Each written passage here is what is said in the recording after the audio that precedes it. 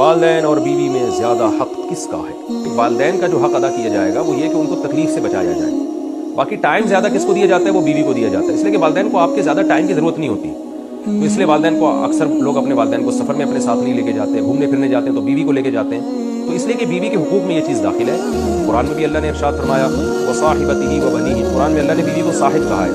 صاحبہ کا معنی ساتھ رہنے والی، تو ساتھ رہنے والی کی وائف ہے تو ٹائم عام طور پر اس کو زیادہ دیا جاتا ہے. اور یہ اس میں والدین کی حق تلفی نہیں ہے، کیونکہ والدین کو اولاد سے زیادہ ٹائم چاہیے بھی نہیں. اسی طرح خرچہ جو ہے، کیونکہ والدین خرچے کے محتاج نہیں ہوتے، کیونکہ آپ کے والد بھی کما رہے ہوتے ہیں جو آپ کی ماں پہ خرچ کر رہے ہوتے ہیں، اپنی وائف پہ خرچ کر رہے ہوتے ہیں. تو لہٰذا آپ کے ذمہ یہ نہیں ہوتا کہ اپنی ماں پہ خرچ کریں آپ، کیونکہ وہ آپ کے والد کے ذمہ اور وہ ان کو کھلا رہے ہوتے ہیں، یا آپ کی والدہ کی پینشن آتی ہے یا آپ کی والدہ جاب کرتی ہیں. جبکہ بیوی کا خرچہ جو ہے وہ مرد کے کندھوں پر اللہ نے ڈالا ہے. تو اس لحاظ سے انسان یہ ہو سکتا ہے کہ ماں باپ کو نہ دے رہا ہو، بیوی بچوں کو کھلا رہا ہو، اس میں کوئی گناہ نہیں ہے. اور رات گزارنا زوجہ کا حق ہے. آپ اگر والدہ کے ساتھ نہیں سوتے، باپ کے ساتھ نہیں سوتے، آپ بیوی کے ساتھ سوتے ہو، تو پھر ایسی صورت میں آپ کی والدہ اگر آپ کو تانا دیتی ہے کہ بھائی میں چاہتی ہوں کہ میرے گھر میں تو آ کے سویا کر، تو بیگم کے ساتھ جا کے سو رہا ہے، ماں کا حق تو زیادہ ہے، تو ماں کا یہ تانا غلط ہوگا.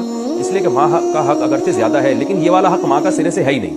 والدین اگر مالدار ہیں تو آپ پر والدین کا خرچہ لازم نہیں ہے، لیکن بیوی کروڑ پتی بھی کیوں نہیں ہو پھر بھی شوہر کے ذمہ اس کا نان نفقہ ہے، کیونکہ وہ اپنا گھر چھوڑ کر آپ کے گھر میں باؤنڈ ہوئی ہے اسی بیس پر کہ اب نان نفقہ آپ نے اس کا